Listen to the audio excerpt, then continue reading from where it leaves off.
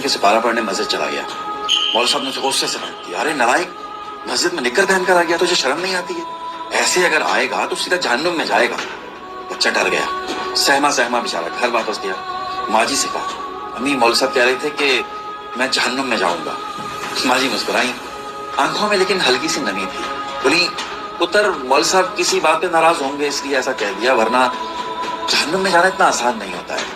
جہنم حاصل کرنے کے لیے صرف نکر پہننا کافی نہیں ہوتا, اس کے لیے تو ضمیر کو بیچنا پڑتا ہے, کسی کا حق مارنا پڑتا ہے, جھوٹ بولنا پڑتا ہے. اس کے لیے کسی کی عزتیں اچھالنی پڑتی ہیں, یتیم کا مال کھانا پڑتا ہے, جھوٹی قسمیں کھانی پڑتی ہیں, اور رب کی بنائی ہوئی مخلوق کو تنگ بھی کرنا پڑتا ہے.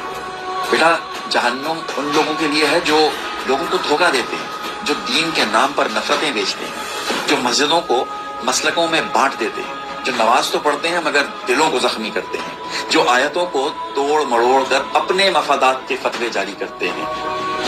جہنم ان لوگوں کے لیے. پھر ماں جی نے اس کے چہرے کو تھاما اور نرم دل کے ساتھ اس سے کہا کہ بیٹا تو بہت معصوم ہے, ننھا سا بچہ ہے, تو جہنم کیسے پائے گا؟ جہنم کمزور لوگوں کے لیے نہیں ہے, ظالموں کے لیے بنی ہے.